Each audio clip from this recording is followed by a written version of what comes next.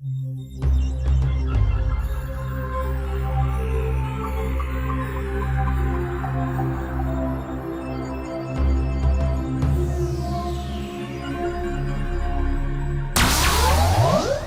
Kevin!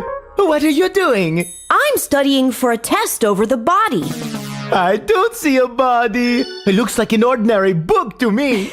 No, Marko. I'm learning about the human body. Ooh, that can be a lot of material. It is, but it's really interesting. I'm even considering becoming a doctor or maybe doing medical research. Wonderful! There are so many fascinating jobs in the medical field. Yeah, and learning about the human body is fun. I have an idea. Why don't we join Bailey, our life science expert, on my super science station to learn more about the human body? All right!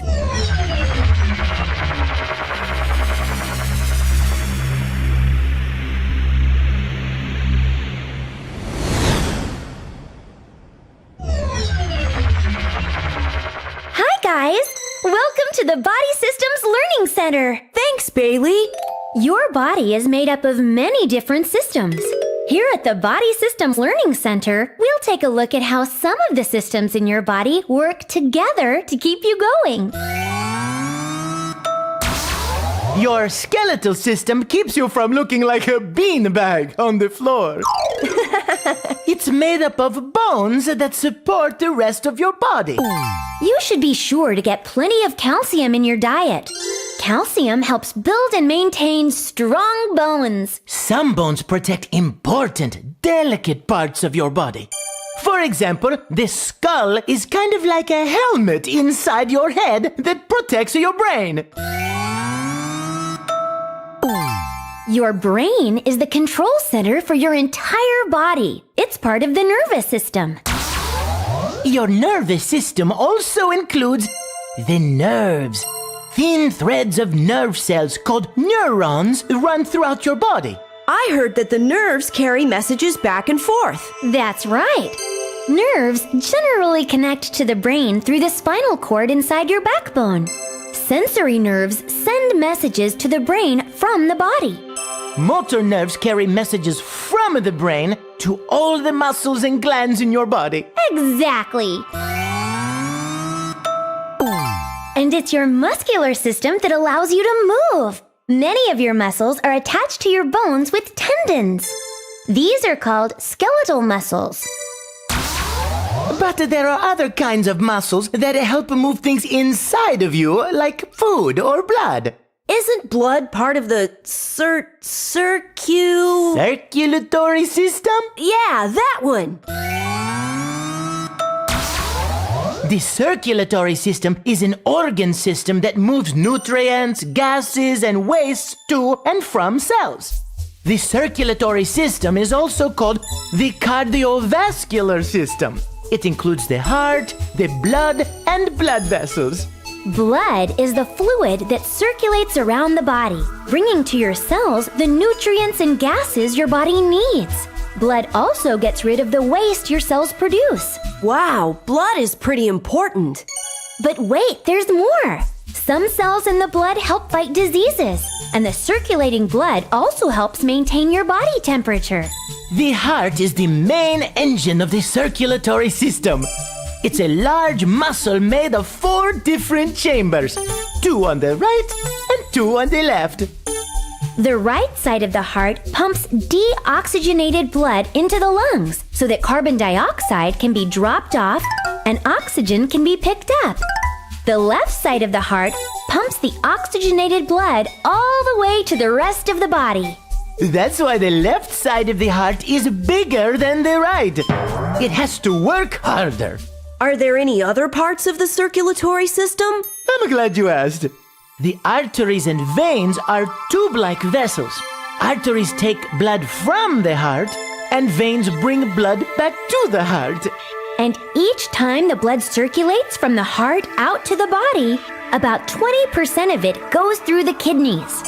The kidneys filter out some of the waste before the blood heads back to the heart. The kidneys are actually part of the urinary system.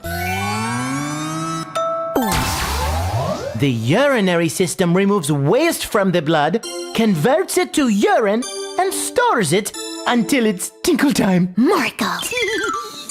The kidneys are two bean-shaped organs. They filter waste called urea from the blood. They combine the urea with extra water from the body to produce urine. Then the urine passes down two thin tubes called ureters to the bladder. The bladder is a hollow balloon-shaped organ that holds the urine until it's time to go to the bathroom. Then the urine passes out a small tube called the urethra and out of your body. And then you can breathe easy. You sure can, with your lungs. Which are part of the respiratory system.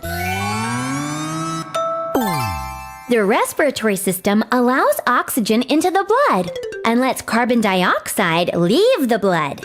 That sounds simple enough.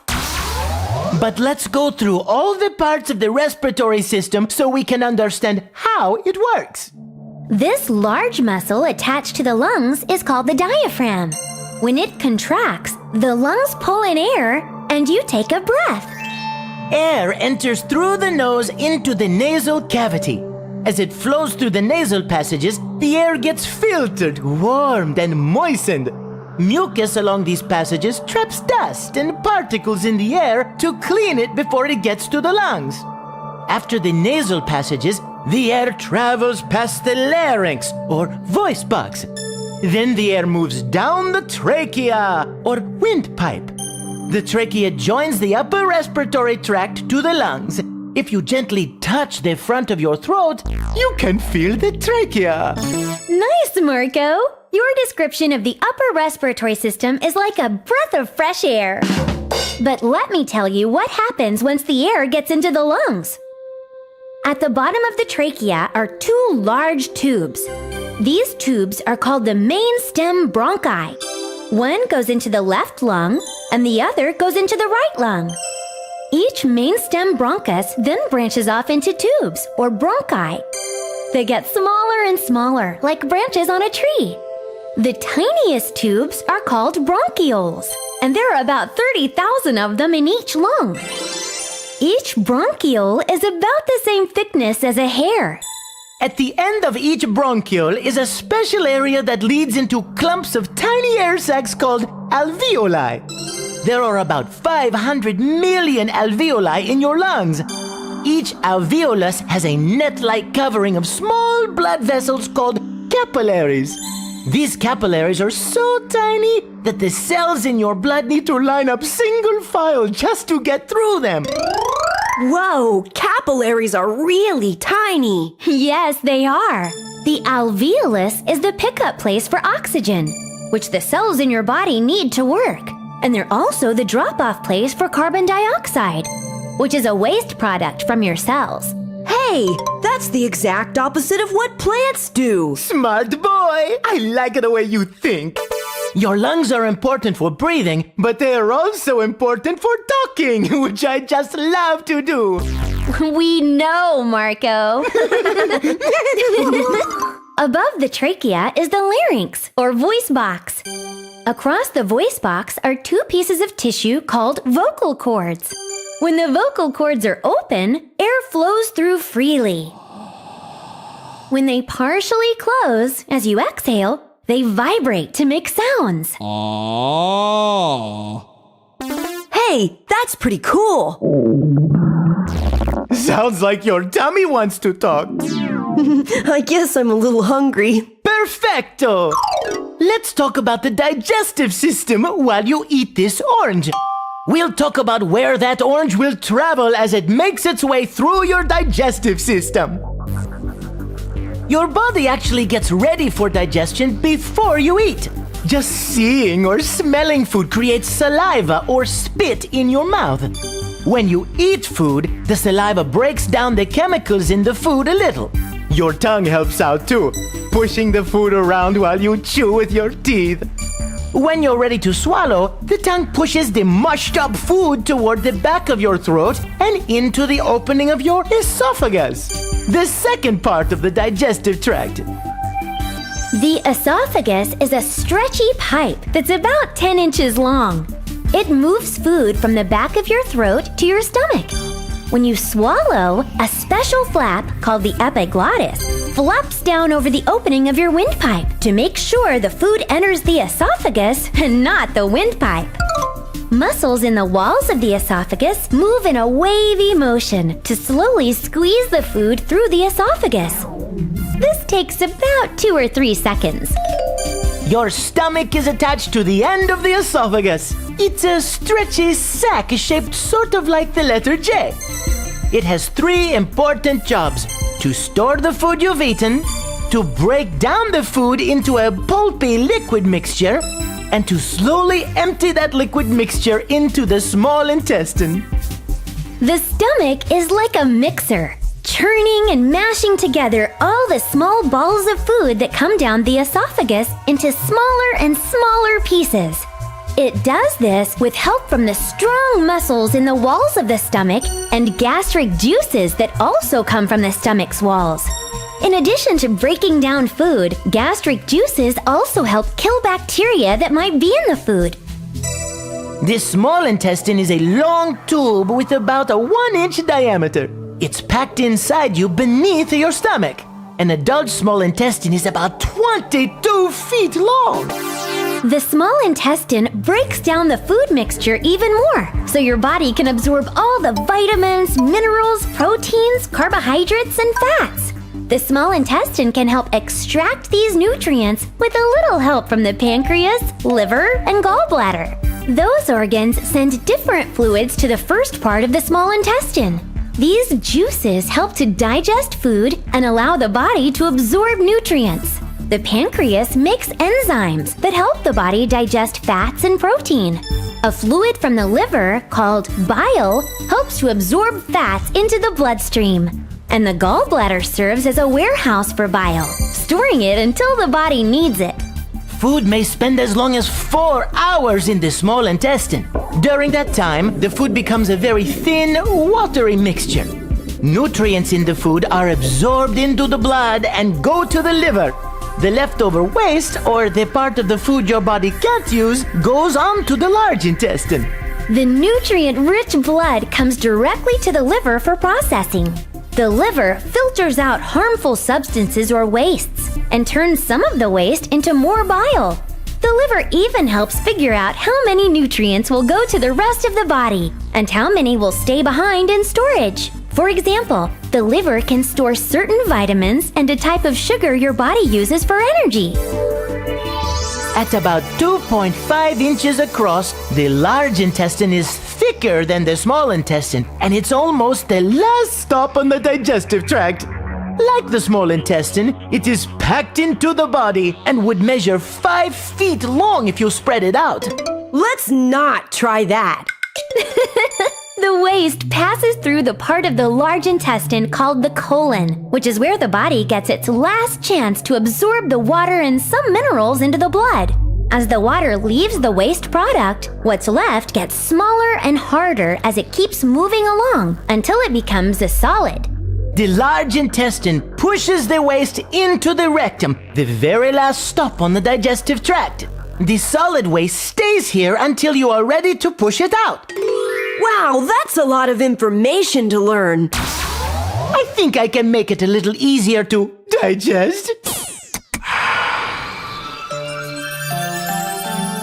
Let's go. The alimentary canal? That's another name for the digestive system. I'm not so sure about this. Don't worry, it'll be fun. And here's some music you can really sink your teeth into. Ladies and gentlemen, the Rockin' Bowlers.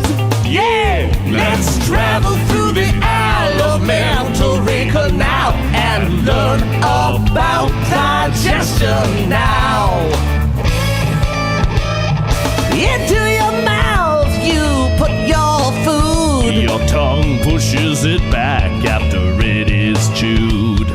Whoa! The epiglottis comes next for us. It helps food go down the esophagus And not down the windpipe. Next comes the stomach. The food goes in and is broken down before the small intestine. The blood picks up some nutrients there and takes them to the liver to store and share. Awesome! Then comes the large intestine for waste accumulation. It takes out more water and gets things ready for defecation. Waste moves through the colon, getting hotter as it flows, till finally out of the rectum it goes.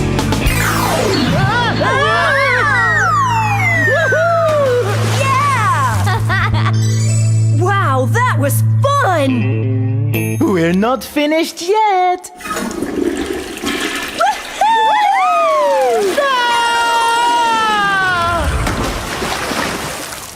That's all of the body systems we have time for now. Step right this way.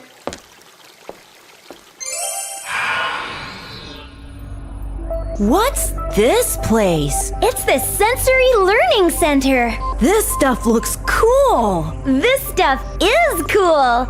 It will help us learn about your 5 senses: sight, taste, smell, hearing, and touch. From the moment you wake up in the morning until you go to bed at night, your eyes take in information and relay it to your brain for interpretation.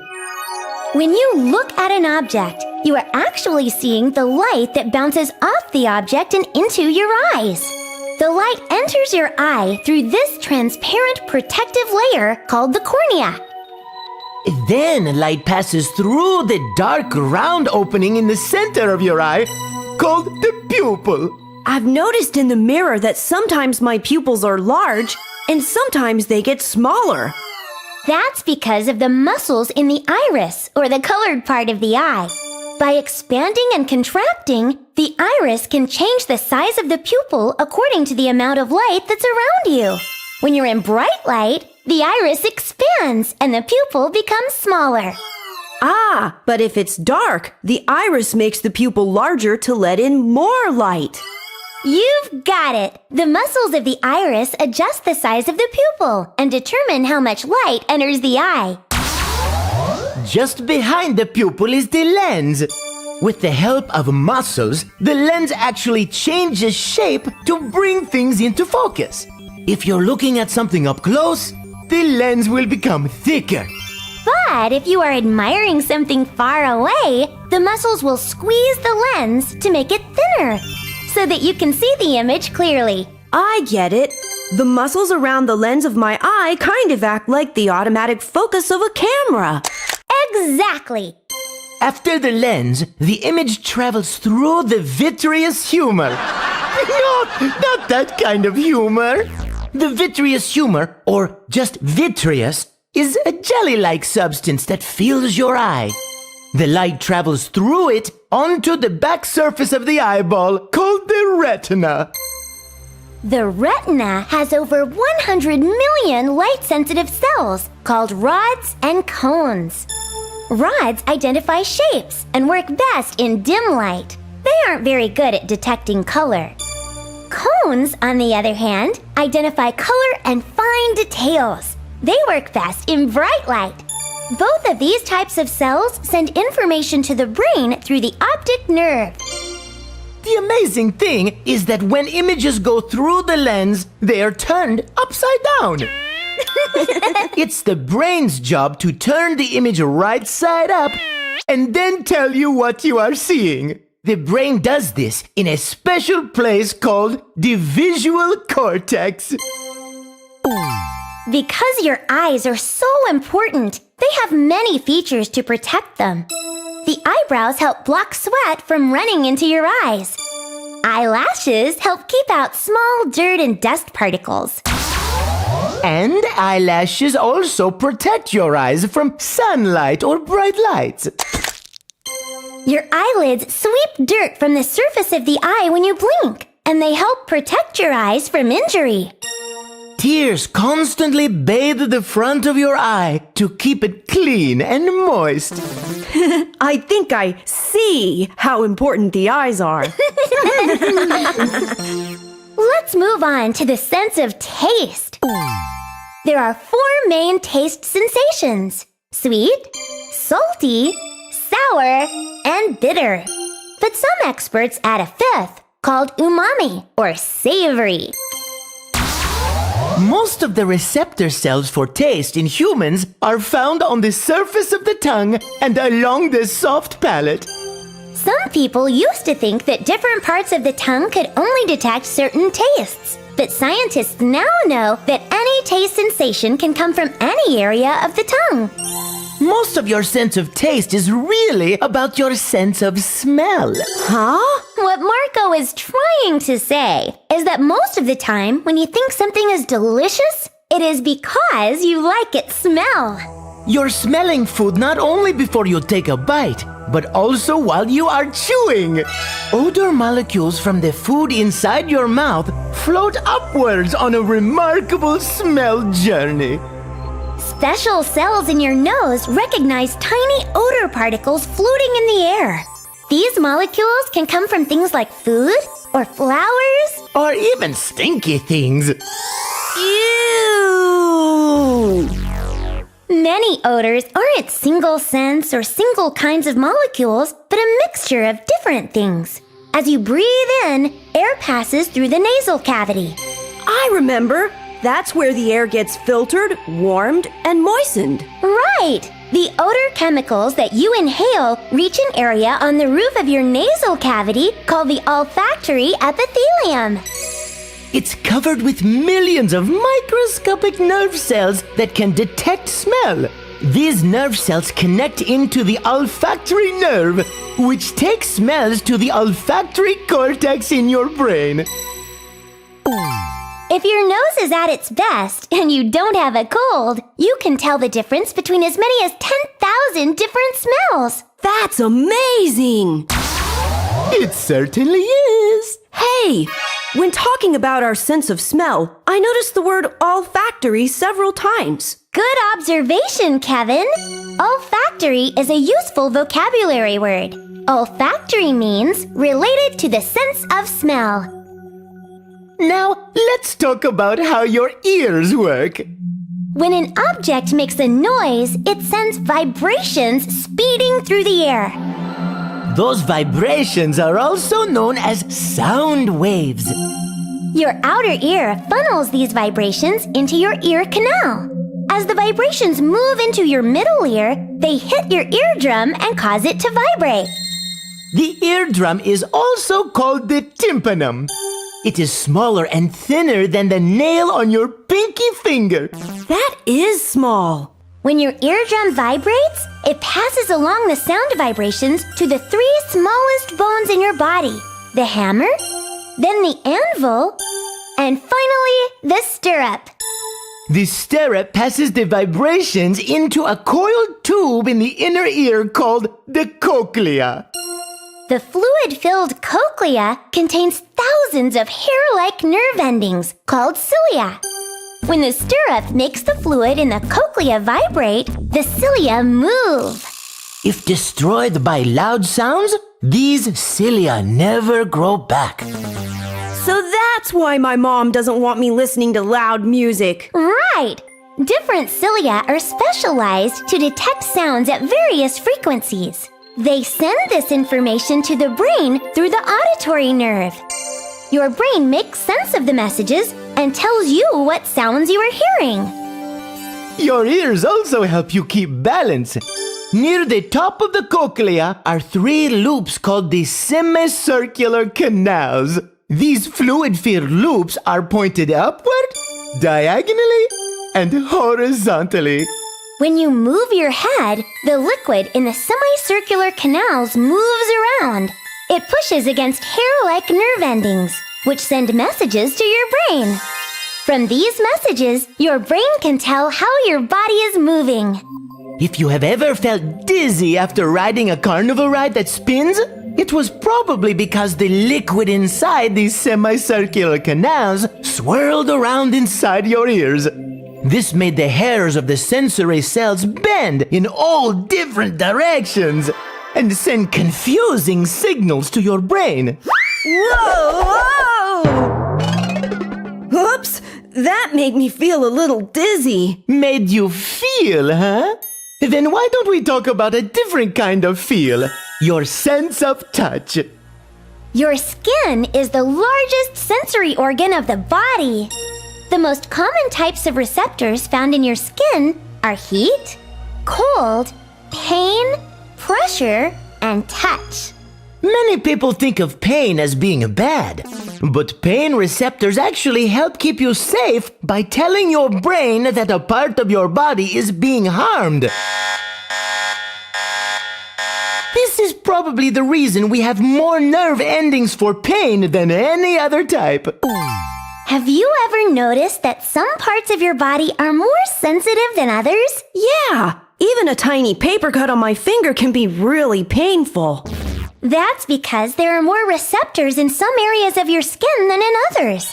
The more receptors, the more sensitivity. Some of the most sensitive areas of your body are your hands, lips, face, neck, tongue, fingertips, and feet. And the least sensitive part of your body is the middle of your back.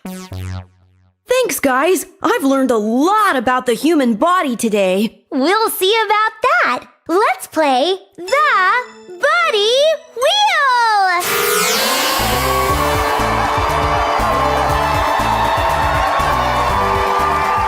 You folks at home can play along to see how much you have learned. Let's get started. Spin that wheel, Kevin! Okay, here goes!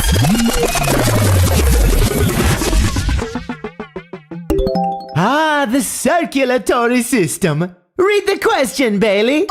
How many chambers are found in the human heart?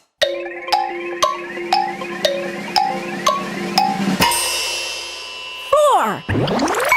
You are correct, sir. Blood flows into the right atrium, and then the right ventricle pumps it to the lungs. After picking up oxygen, the blood returns to the left atrium, and the left ventricle pumps the oxygenated blood to the rest of the body. You have 1,000 points, Kevin! Spin again!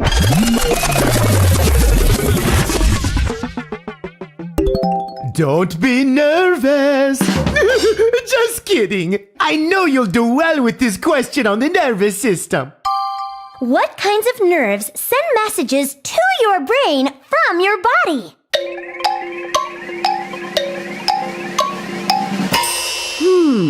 There were the sensory nerves and the motor nerves. Because the body has sensory receptors that send messages to your brain, I'll have to say it's the sensory nerves. Fantastico! You remembered both kinds of nerves. And the sensory nerves really are the ones that send messages to your brain. That's another 1,000 points for you. Do I get to spin again? You certainly do!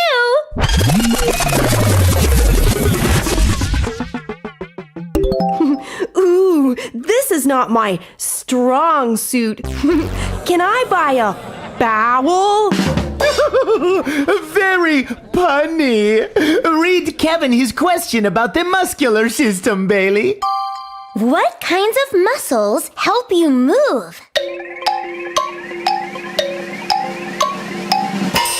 I know this one. The skeletal muscles. Perfecto! The skeletal muscles can move from involuntary reflexes, but they usually act as voluntary muscles. That means you move them by thinking about them. But smooth muscles are involuntary. Examples of smooth muscles are the muscles that move food in your stomach and intestines, muscles that make your blood vessels larger or smaller. And do you remember those small circular muscles in your eye? The iris? Yes, that's it! Another kind of involuntary muscle is the cardiac muscle, which is only found in the walls of the heart. You have 3,000 points, Kevin! This is your last spin. I hope it's a good one.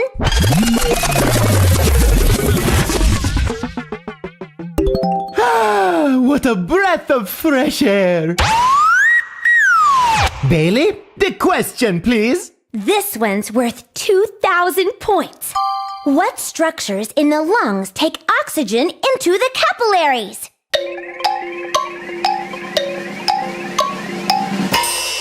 I remember this. The alveoli. That's right! The alveoli are the tiny air pockets where oxygen is exchanged for carbon dioxide. Hooray! You have 5,000 points! You win! What do I win? What do I win? A trip! Oh boy, where do I get to go? A trip home! Aww. Don't be disappointed.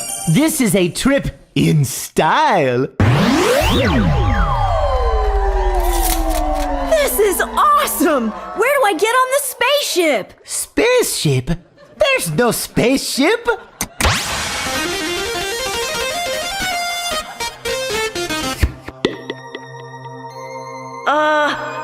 What now?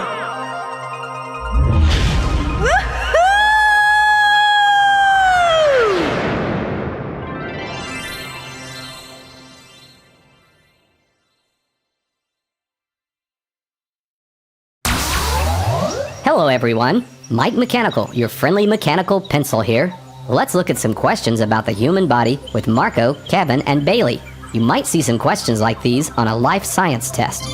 If you like, you can download a copy of the test at Marko's website, markothepencil.com. Let's get started! 1. In which order does food travel through the digestive system after it is swallowed? B looks correct, but I'd better read the other answers just to make sure. A is not correct. The trachea is part of the respiratory system. You don't breathe your food.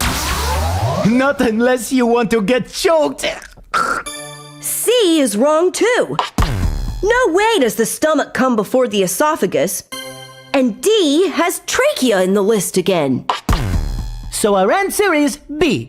Esophagus, stomach, small intestine, large intestine.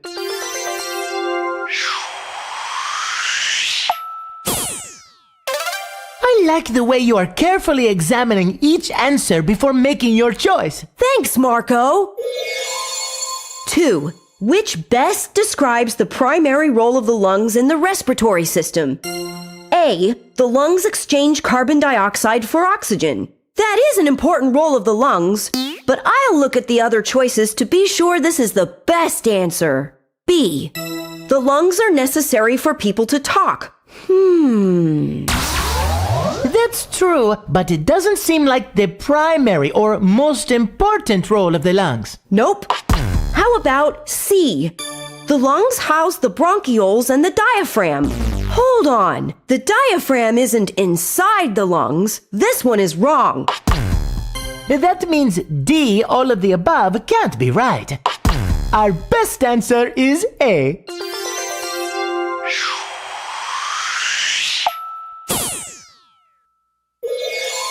3.